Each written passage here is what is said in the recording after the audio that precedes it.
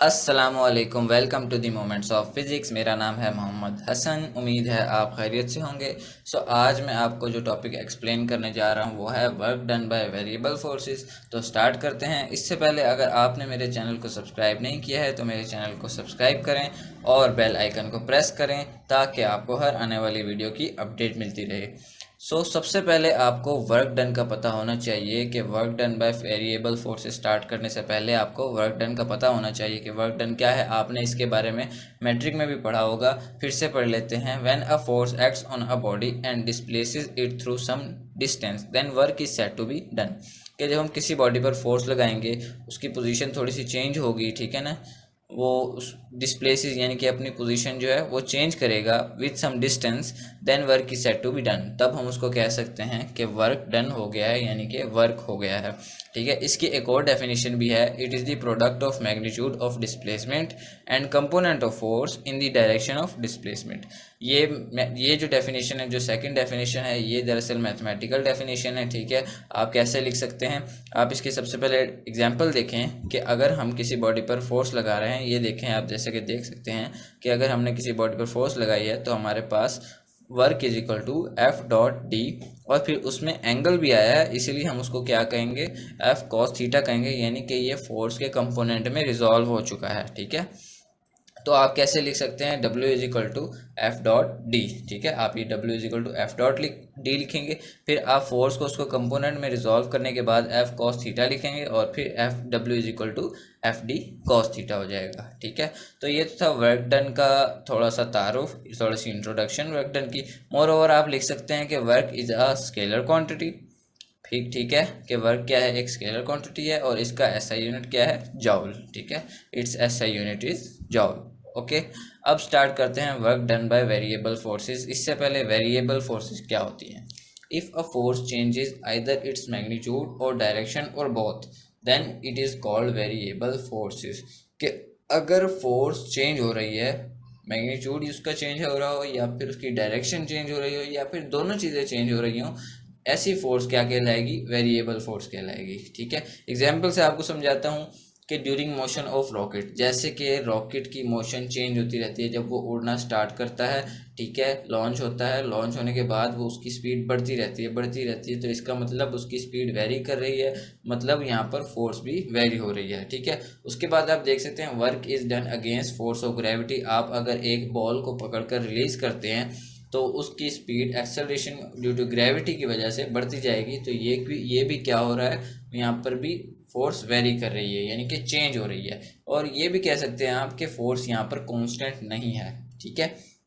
अब इसको हम थोड़ा एक्सप्लेन करते हैं। आप एक कर्व लेंगे, ठीक है, या फिर एक जिगजैग पाथ लेंगे और उसमें हम पॉइंट्स दे देते हैं कि उसकी एक साइड है ए और दूसरी साइड है बी। ठीक है। आप लिखेंगे कंसीडर अ कर्व या फिर zigzag path A B, divide this whole path into small elements. ठीक है ना। आप उसके उस पूरे पाथ को छोटे छोटे पैचेस में या छोटे छोटे एलिमेंट्स में कन्वर्ट कर देंगे, डिवाइड कर देंगे। ठीक है। तब हम उसको कह सकते हैं कि एक पॉइंट से लेकर दूसरे पॉइंट तक उसने जो डिस्टेंस कवर किया है वो है डेल D1, इसी तरह डेल D2, इसी तरह del D3 up to so on del DN हम कह देते हैं। और फिर हम कह देते हैं कि उस पर जो फोर्स लग रही है वो भी वेरी हो रही है ना, तो हम उनको नाम देंगे F1, F2, F3 up to so on FN। और वो एंगल भी बना रहे हैं, वो एंगल क्या होगा? θ1, θ2, θ3 up to so on θN। अब आपको थोड़ा डायग्राम से समझाता हूँ। ये देखें कि अगर हम एक पाथ कंसीडर करते हैं, जैसे कि ये है, ये हमारे पास एक पाथ है। ठीक है।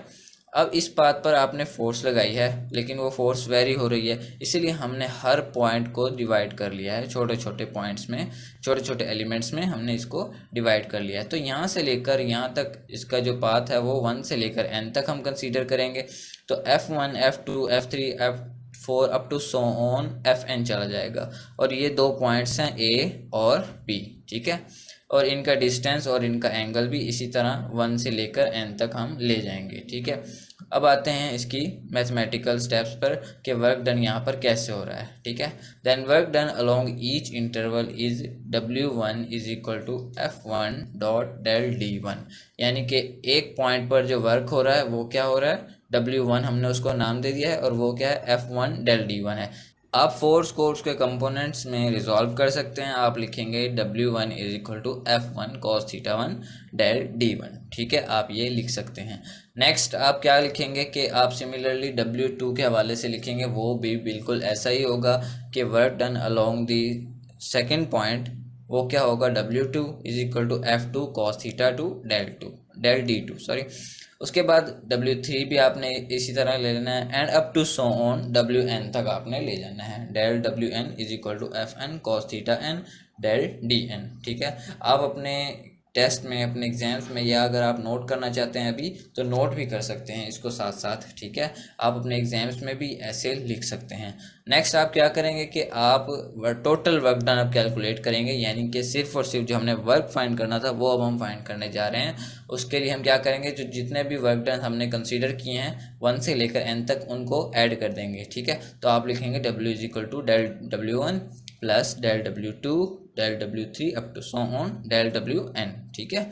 तो उसके बाद आप क्या करेंगे, सब W किस जगह पर आप उसकी वैल्यू पुट कर देंगे, ठीक है। F1 cos theta 1 del D1, इसी तरह अप टू सो ऑन आपने यहाँ सारी वैल्यू पुट कर देनी है। ये 2 की वैल्यू, ये 3 की वैल्यू हो गई और up to so on n की वैल्यू आपने लगा देनी है, ठीक है। अब आप इसको एक ही टर्म में कैलकुलेट करना चाहते हैं तो आप इसको इस तरह लिखेंगे, ठीक है, समीशन की फॉर्म में। W is equal to summation I is equal to 1 to n, ठीक है। अब ये आप देख सकते हैं ना कि हमने 1 से लेकर n तक जो है अपना वर्क डन कैलकुलेट किया है। तो यहाँ पर हम लिखेंगे I is equal to 1 to n, ये हमारा समीशन है, ठीक है। आप लिखेंगे Fi cos theta I del DI, इस I की जगह पर हम 1 2 3 की वैल्यू इन सब I की जगह पर पुट कर सकते हैं, ठीक है। उसके बाद अब अगर आप कैलकुलेट करना चाहते हैं इसको मज़ीद, तो आप लिखेंगे n अप्रोचेस टू इन्फिनिटी। अगर n जो है इन्फिनिटी हो, यानी कि बहुत ज़्यादा हो, ख़त्म नहीं होता, तो अब हम कैसे लिख सकते हैं, हम उस पर लिमिट अप्लाई कर देंगे, जिसकी वजह से डेल D भी जो है वो ज़ीरो तक अप्रोच कर रहा है, ठीक है। तो आप लिख सकते हैं W is equal to limit del D approaches to zero summation I to n Fi cos theta I del DI, ठीक है। आप इस तरह लिख सकते हैं, ठीक है। अब आप क्या करेंगे, इसकी ग्राफिकल रिप्रेजेंटेशन अगर आप करना चाहते हैं तो वो कैसे होगी, ठीक है। आप सबसे पहले ये पढ़ें, let variable force Fi cos theta I acts from point A to B, ठीक है। Then graph obtained is not a straight line but is a curve. Then the area of the curve is divided into a large number of vertical strips. Each vertical strip is a rectangle. The sum of the areas of all rectangle is equal to the work done by variable force from A to B and is given by। अब अगर आपने ये जो work done calculate किए हैं, अब suppose आप इसका ग्राफ बनाना चाहते हैं तो वो कैसे बनाएंगे। अगर आप इसका ग्राफ बनाएंगे तो वो हमारे पास कर्व में आएगा, ठीक है, ना कि कोई स्ट्रेट लाइन आएगा लाइक दिस, ठीक है। आप देख सकते हैं कि ये हमारे पास ग्राफ कर्व में आया है, ठीक है, और इसका हर नंबर एक रेक्टेंगुलर फॉर्म में आया है। आप देख सकते हैं कि ये क्या है, रेक्टेंगुलर फॉर्म है, ठीक है। इस तरफ हमने ग्राफ में एक्स एक्सिस में जो हमने लिया है वो डिस्प्लेसमेंट लिया है और वाई एक्सिस पर हमने फोर्स को कंसीडर किया है, ठीक है। अब आप ये 10th नंबर पर जो आप ये स्ट्रिप्स देख सकते हैं, ये एक रेक्टेंगल है, ठीक है। इसी तरह आगे जितनी जाते जाएंगे वो रेक्टेंगुलर होती जाएगी, ठीक है। और अगर ये ख़त्म नहीं हो रही है तो आप लिखेंगे W is equal to summation I is equal to 1 to n Fi cos theta I del DI। अब अगर ये ख़त्म नहीं होता, इन्फिनिटी है, तो आप लिख सकते हैं n approaches to infinity, so del D also approaches to zero. W is equal to limit del D approaches to zero I is equal to 1 to n Fi cos theta I del D, ठीक है।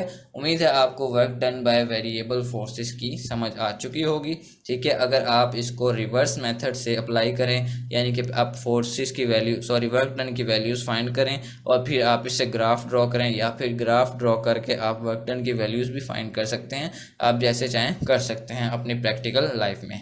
तो इसके बाद जो हमारा topic होगा वो होगा work done by gravitational field, जो कि मोस्ट इंपॉर्टेंट है। हाँ, याद रखें, अगर हम work done along constant force करते तो हमारे पास एंगल ज़ीरो होता, और एंगल ज़ीरो होता है तो कॉस थीटा जो है वो 1 होता है, ठीक है। तब उस हिसाब से वर्क डन हमारे पास क्या आता है, f d, simple f d आएगा, डब्ल्यू is equal to F d, जो वर्क का फॉर्मूला आपने मैट्रिक में पढ़ा है, ठीक है। उम्मीद है आपको work done by variable forces की समझ आ गई होगी। नेक्स्ट हमारा टॉपिक होगा work done by gravitational field. अगर आपके माइंड में कोई क्वेश्चन है work done by variable forces को लेकर तो आप कमेंट्स कर सकते हैं, मैं आपको ज़रूर क्लियर करूँगा। अगर आपको वीडियो अच्छी लगी है तो लाइक करें, मेरे चैनल को सब्सक्राइब करें। Thanks for watching.